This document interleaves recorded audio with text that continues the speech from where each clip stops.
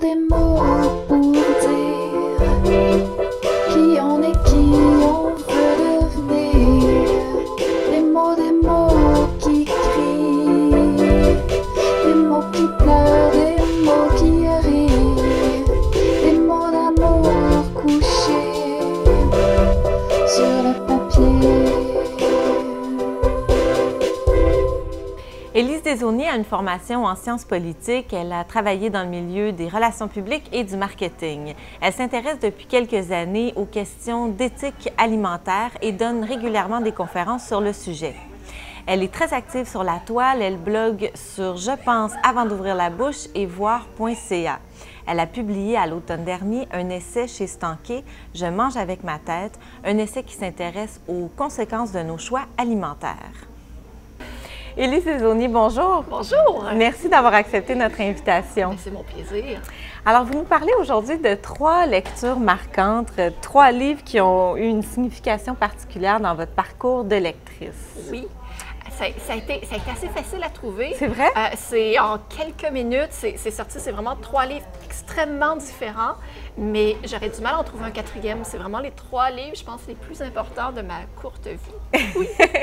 Donc, on commence tout de suite avec votre premier titre, Mémoire d'une jeune fille rangée de Simone de Beauvoir. Oui. Un livre que j'ai lu il y a peut-être une dizaine d'années. J'ai jamais été tellement intéressée par la philo ni ces choses-là. J'en ai fait un peu au cégep, mais après lire des essais, pas vraiment. Et je suis tombée sur Simone de Beauvoir par hasard. En fait, je me disais, bien, il faut lire Simone de Beauvoir. Quand tu es une femme, il faut lire Simone de Beauvoir. Et aussi bien commencer par Mémoire d'une jeune fille rangée, où elle raconte en fait son enfance jusqu'à l'agrégation de philo là, au début de la vingtaine. Et ce livre-là m'a complètement bouleversée. En fait, je me suis reconnue en elle et c'est un peu ce qui m'a donné envie d'écrire. Donc, c'est important pour ça. Tout à fait. Donc, effectivement, ça a eu un impact donc, sur votre vie professionnelle assez important. Ben oui. Ben, en fait, je n'ai pas commencé à écrire immédiatement après l'avoir vu, mais j'ai vu qu'on pouvait avoir des idées et en faire quelque chose, en faire un peu le moteur de sa vie. Simone de Beauvoir, très jeune, critiquait ce qui se passait autour d'elle, remettait en question. Évidemment, ses souvenirs sont très, très, très précis. Puis on devine que c'était mis en scène. Oui. Et ça fait partie du personnage. Mais c'est tellement précis qu'on se reconnaît dans ces espèces d'interrogations sur le monde, sur sa place comme intellectuel dans le monde, son désir de le changer, ce monde-là, par l'écriture. Et pour moi, ça a vraiment collé directement, ouais. Donc, c'est vraiment le premier volet, finalement, d'une série autobiographique. Oui. Est-ce que ça vous a donné envie, par la suite, de lire? J'ai tout lu dans l'ordre, en lisant en même temps Castor de guerre, qui est un essai sur Simone de Beauvoir, qui permettait de remettre un peu en contexte, parce que ce qui est intéressant, c'est que Simone, c'est presque de l'autofiction. On voit qu'elle s'est elle-même mise en scène et donné le beau rôle, donc c'est intéressant de croiser avec la réalité, mais on en apprend aussi énormément sur le Paris de l'époque, sur le contexte politique, sur comment ces idées vont naître. On connaît tous Simone la féministe, mais on voit que c'est pas si simple que ça, puis c'est ce qu'on a construit, mais la personne derrière était beaucoup plus complexe. Parce qu'en fait, c'est vraiment la construction d'une identité, ce livre-là. Absolument. Oui, je pense qu'on peut le résumer comme ça. C'est Simone qui, de petite fille, devient une femme, la femme qu'on connaît. Bien, merci. Merci. On passe ensuite à un registre très, très différent, un essai, donc, Peter Singer, Animal Liberation, donc ce philosophe australien, humaniste aussi. En fait, ce livre-là a été publié en 1975, l'année de ma naissance, et c'est devenu la référence en éthique animale. On parlait déjà d'éthique animale avant, mais lui a vraiment marqué les bases. Moi, je l'ai lu encore une fois par hasard, il y a peut-être 5 ans. Par hasard, parce que je ne m'étais jamais intéressée à l'éthique. En fait, pour moi, la philo, c'est un peu comme pour Simone de Beauvoir, ça ne m'avait pas trop intéressée. Je pensais que la philo s'intéressait aux questions très, très, très abstraites. Hein. Qu'est-ce que l'homme? Est-ce que Dieu existe et tout ça? Et avec Peter Singer, j'ai découvert que non, l'éthique, ça existait. Et ça pouvait s'intéresser à des questions très, très, très précises du comment devrais-je agir, mais dans ma vie quotidienne, pas l'euthanasie, l'avortement et ces choses-là qui ne sont pas des questions qu'on se pose quotidiennement. Mais Peter Singer, dans ce livre-là, parce qu'il va s'intéresser à plein de sujets aussi, va poser la question sur notre rapport avec les animaux. Et ce qui est assez révolutionnaire, c'est qu'il va parler de spécisme. Comme on parle de racisme ou de sexisme, où on discrimine des personnes pour leur race ou leur sexe, il va dire on discrimine les animaux pour leur espèce parce qu'ils sont des animaux. Et pour lui, le critère de considération, ça ne devrait pas être la race, ça devrait être la capacité de souffrir. Et là, c'est complètement dérangeant de lire ça. Et ce qui est bien, c'est qu'il est très, très, très précis, très, très, très concret. C'est facile à lire. Là, on voit ma copie, elle est toute défaite parce que je l'ai lue dans le bain. Il est très, très clair. Souvent, la philo, on se perd dans des longues explications. Là, c'est clair. Et il est très concret. Il parle des animaux d'élevage, des animaux de ferme. Il parle des animaux de laboratoire. Et après, il explique c'est quoi être végétarien, comment... Il donne des recettes, c'est super précis et super clair et on comprend vite. Et je suis devenue végétarienne après l'avoir lu et j'ai écrit là-dessus par la suite. Mais oui, vous vous intéressez de très près à toutes ces questions d'éthique alimentaire aussi. Donc, ça a dû être évidemment une source d'inspiration et ça vous a ouvert finalement. Au niveau des idées, hein, ma façon de concevoir... le végétarisme est vraiment inspiré très fortement de lui, mais aussi sur la façon d'écrire, d'expliquer, d'être très concret, de donner des exemples, des exemples. Il est vraiment un modèle d'écriture et puis j'écris vraiment beaucoup moins bien que lui, mais j'aspire à écrire comme lui. Donc, cette lecture vous a effectivement transformé. Personnellement et professionnellement aussi, parce que c'est vraiment après avoir lu ça, j'ai commencé à bloguer et c'est devenu un livre et 2 livres et ça va sûrement se poursuivre. J'espère bien. Alors ensuite, vous nous parlez de Sviane, une BD qu'elle a publiée assez récemment. En 2010, c'est un des premiers livres, sinon le premier publié par Papa, une toute jeune maison d'édition qui est dirigée par un ami. Je suis tombée sur Apnée encore par hasard. Je ne suis pas une fan de BD, j'en ai pas lu beaucoup. Parce que je connais l'éditeur, on va lire ce que tu fais. Et je ne m'attendais vraiment pas à ça d'une BD. On a de l'humour en BD, on a des histoires racontées. Là, c'est un truc très, très, très, très simple. C'est énormément de silence. En fait, dans Apnée, Sviane, elle raconte, sans le nommer, on est vraiment dans la discrétion, on parle de dépression. C'est un sujet qui est tabou, c'est un sujet qui est difficile à aborder. C'est un sujet sur lequel on ne veut pas vraiment lire. Et là, les mots sont choisis, il n'y a presque pas de mots. C'est beaucoup dans l'image, mais encore un dessin très, très, très, très, très simple. Il y a énormément de silence, il y a des cases blanches. Et on fait juste ressentir et comprendre ce que c'est la dépression. Et j'ai jamais rien vu d'aussi prenant sur ce sujet-là. C'est très sensible. J'ai beaucoup aimé. J'aime beaucoup Sviane d'une façon générale, mais je pense que cette bande dessinée-là s'inscrit un petit peu ailleurs là, dans son parcours artistique. C'est une fille qui a une formation de musicienne. Et la musique est omniprésente. Omniprésente dans toute mais je vois son ce livre-là aussi comme une œuvre musicale. Hein. Il y a des moments très intenses, il y a des rappels, la structure du livre est super intéressante. Effectivement. Et il y a des silences qui ont une place incroyable. Ce qu'on a assez rarement en littérature, des silences difficiles, en bande dessinée aussi, et elle réussit à amener les silences dans cette œuvre-là. Et tout en retenue. Puis effectivement, elle nomme jamais, on suit le mal-être d'une jeune fille dans cette bande dessinée-là, mais c'est fait avec énormément de délicatesse. Mais une précision aussi. Hein, si on veut faire des analogies musicales, c'est des notes très, très, très, très justes.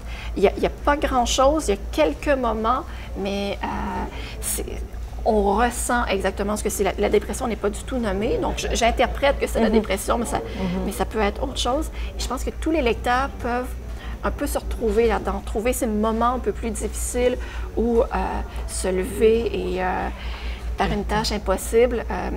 Et c'est décrit là-dedans de façon majestueuse. Mais Élise Desaulniers, merci beaucoup. Merci à vous.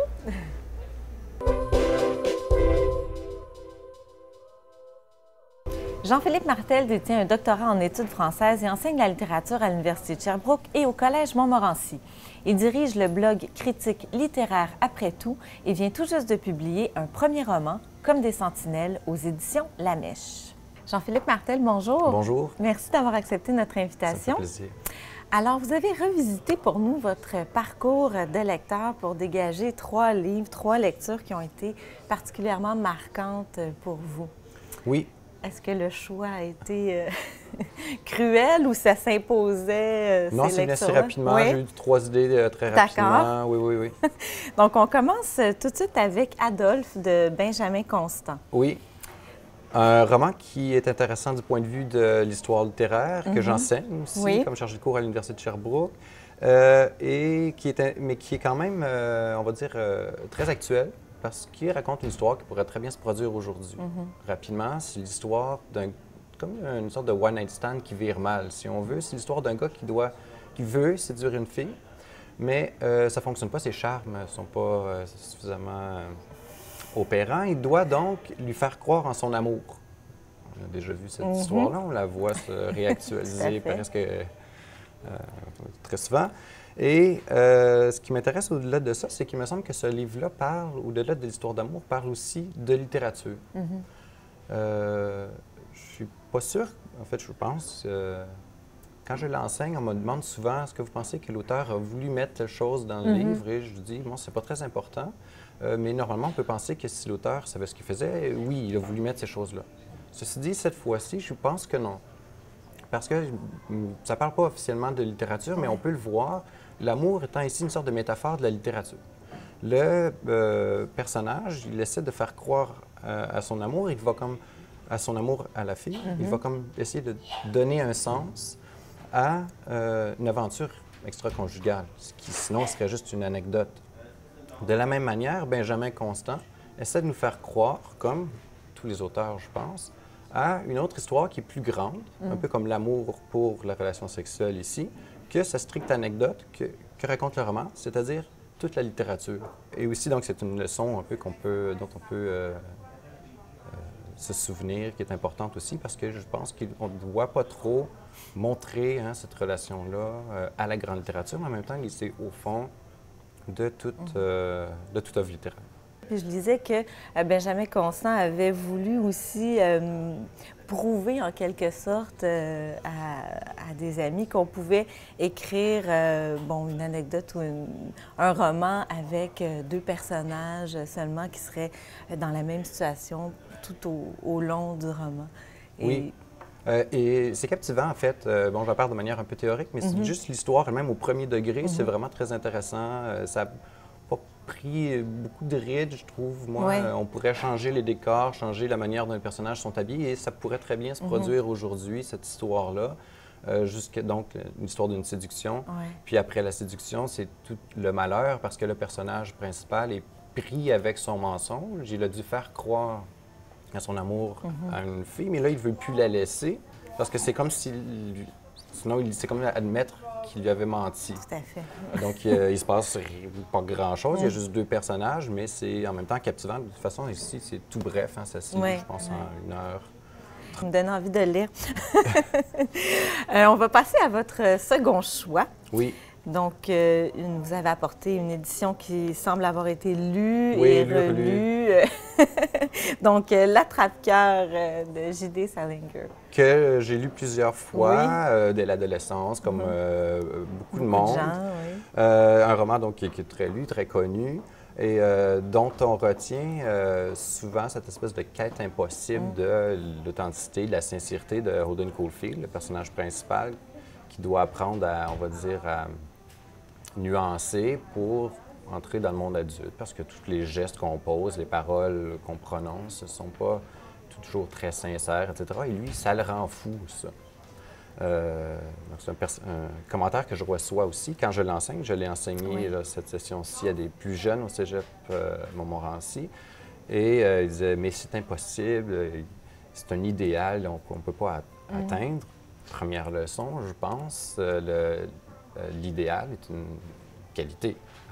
Être idéaliste, c'est une qualité. La deuxième, c'est que oui, c'est impossible dans le livre, mais je vais peut-être en lire un passage qui me paraît intéressant. C'est au tout début, Holden Caulfield parle de ses lectures. Donc, nous parlons d'Holden Caulfield qui parle de ses lectures. Il dit « J'ai lu un tas de classiques, Le Retour au pays natal et tout, et j'aime bien. J'ai aussi lu des livres de guerre et des polars. Mon rêve, c'est un livre qu'on n'arrive pas à lâcher. Quand on l'a fini, on voudrait que l'auteur soit un copain, un super copain, et on lui téléphonerait chaque fois qu'on en aurait envie. Mais ça n'arrive pas souvent. J'aimerais assez téléphoner à Karen Blixen et à Ring Lardner, sauf que Debbie m'a dit qu'il était mort. Et donc, il voudrait avoir une sorte de relation sincère aussi avec un auteur. Et là, ce qui me semble qu'on souligne moins souvent, c'est que dans le livre, donc, c'est impossible d'avoir une relation absolument authentique, sincère. Et dans la vie, probablement aussi. Par contre, dans le livre lui-même, c'est sa grande réussite, à mon sens. Il arrive, le livre se donne sur un ton, on va dire, familier, et se donne comme une relation authentique. Holden Caulfield se vide le cœur pour vrai. Et nous sommes libres ou non d'accepter cette confession-là. Donc, la littérature se présente un peu comme l'endroit où cette authenticité-là est possible. Oui. Et puis, trouvez-vous que le regard, là, vous disiez que vous l'enseignez aujourd'hui, comment les étudiants réagissent? Bon, vous parliez de ce rapport-là avec l'idéal. Est-ce qu'il y a autre chose qui vous semble... Il y a toutes sortes de choses. Dans la réception des étudiants, bon, je ne voudrais pas faire une lecture très sexiste, mais c'est comme mon livre pour accrocher les gars. C'est comme prof, les gars, des fois, aiment moins ça, les cours de littérature, un peu. Bon, il y a des filles aussi, mais plus souvent, les gars, ils n'aiment pas trop lire. Et là, je dis, je pense que vous avez aimé ça, les gars, parce qu'ils se plaignent de à peu près les mêmes choses. Ça n'a pas trop vieilli, au fond. Là, dans ça, ils se plaignent des gens qui sont pas authentiques. J'ai oublié le nom qu'ils leur donnent. En anglais, c'est « phony ». Aujourd'hui, les gars emploient d'autres mots, mais ça désigne la même chose et généralement, donc, ça marche. Donc, ils s'identifient quand même. L'identification, ça fonctionne encore pas mal bien, oui. Bon. On va passer tout de suite à votre dernier, troisième choix, une lecture beaucoup plus contemporaine, j'imagine, La blonde de Patrick Nicole, de Patrick Nicole. Oui. J'ai apporté ce livre-là, mais j'aurais pu choisir n'importe quel livre de Patrick Nicole. Celui-là, c'est le premier que j'ai lu. C'est pour ça que... Introduction, donc, à l'œuvre de... À l'œuvre de Patrick Nicole. Il y en avait d'autres avant, mais je ne les avais pas lus. À ce moment-là, quand je l'ai lu, Patrick Nicole était... un collègue à l'Université de Sherbrooke, mais je ne le connaissais pas. Il travaillait au même endroit. Et on parlait quand même pas mal, du moins dans mon milieu, de ce livre-là. Donc, 2 raisons pour ne pas aimer son livre, mais j'ai quand même tout de suite accroché, en fait. Je pense que, justement, bon, je suis dans les leçons un peu, mais ce livre-là est vraiment riche de toutes sortes de leçons. Et en fait, toute son œuvre, c'est comme un peu un cours en accéléré sur comment écrire un roman, mais sans subir le ton doctoral, peut-être du professeur là, qui nous parle en même temps. Il y a un passage en particulier où, dans ce livre-là, où le personnage s'interroge sur la valeur des nouveaux romans qui sont publiés, alors qu'on a déjà plein de grands romans, de classiques, si on veut. Pourquoi ajouter, nous, notre petit roman, ce qu'il appelle dans le livre des romans moyens. Et ça, c'est une question qui est un peu difficile. Pourquoi moi j'ajouterais, par exemple, Jean-Philippe Martel, j'ajouterais mon grain de sel, hein, bon. Et il y a quelque chose d'autre aussi là-dedans, c'est que il y a toute une esthétique qui valorise l'économie de moyens. Jean-Philippe Martel, merci beaucoup. Ça me fait plaisir.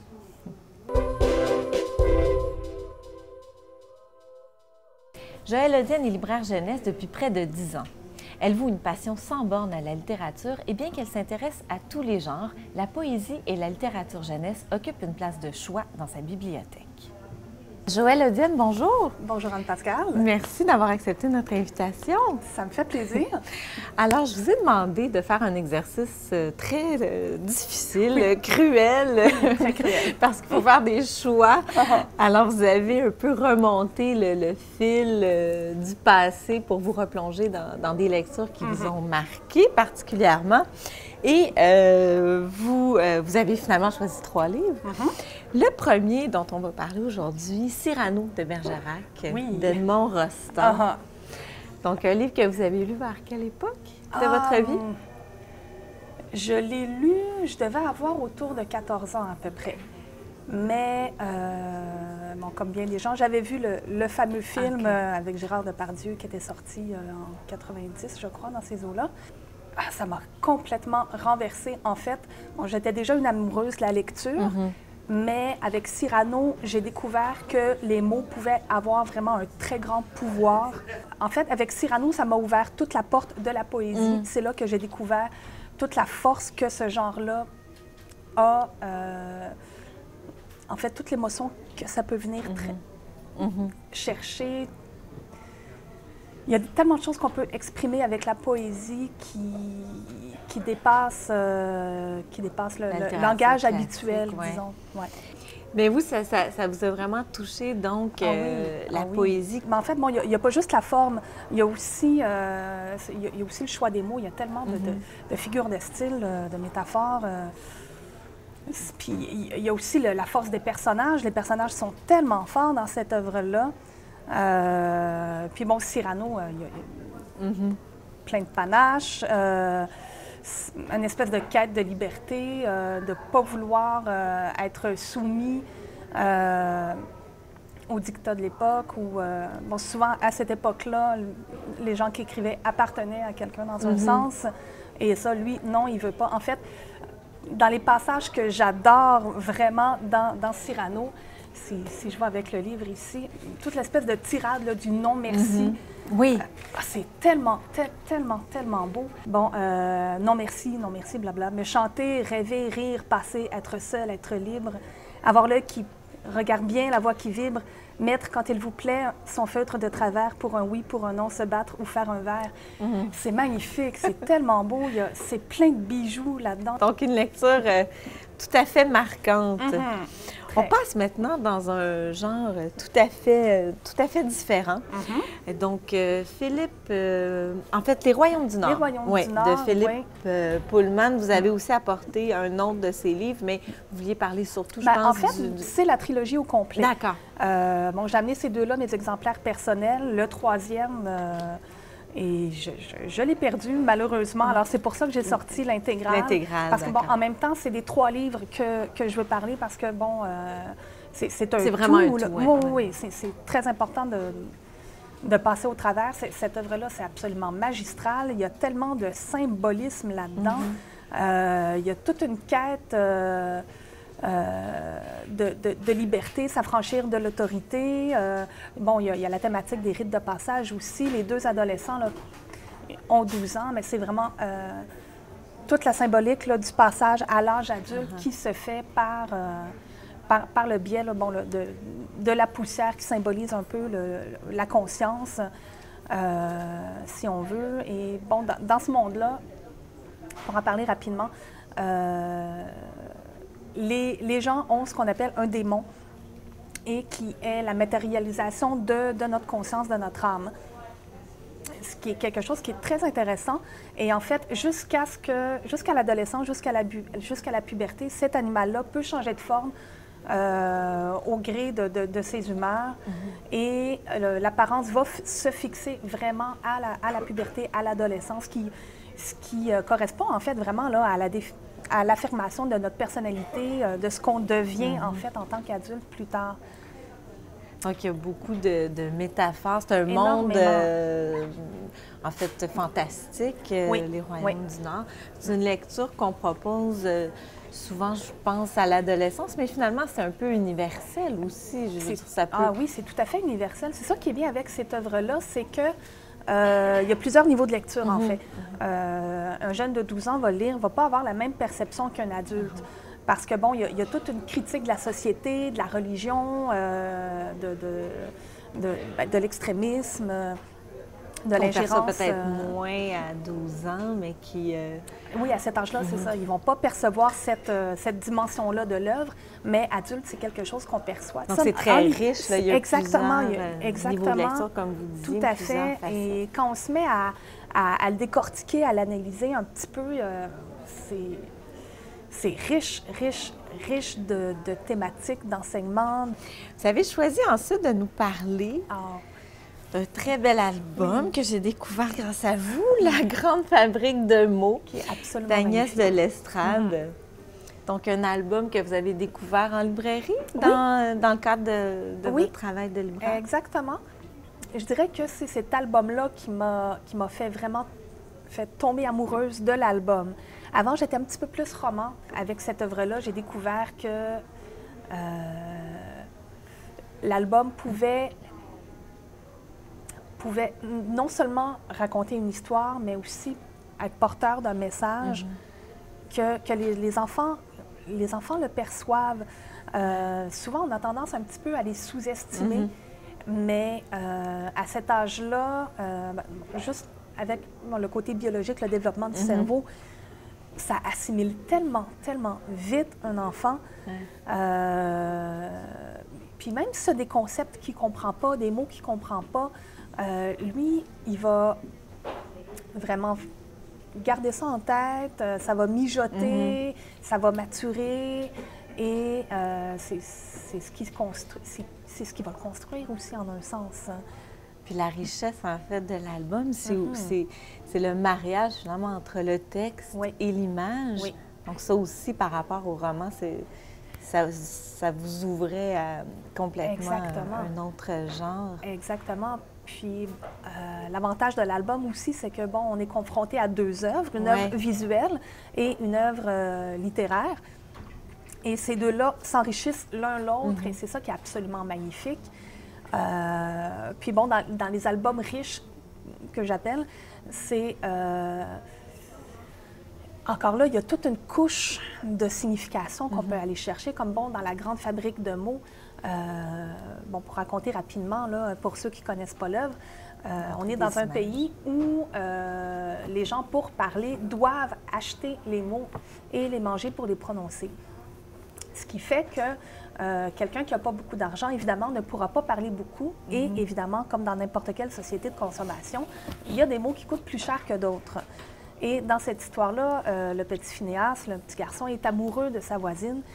Et malheureusement, il n'y a pas les mots, il n'y a pas l'argent pour lui dire qu'il l'aime, mais il va lui dire des petits mots anodins. Espérons qu'on va avoir donné le goût à certains de s'ouvrir à cet univers-là. J'espère. C'est un univers qui est tellement riche, un peu comme tous les autres genres littéraires, finalement. Tout à fait. Joëlle, merci beaucoup. Ça m'a fait plaisir.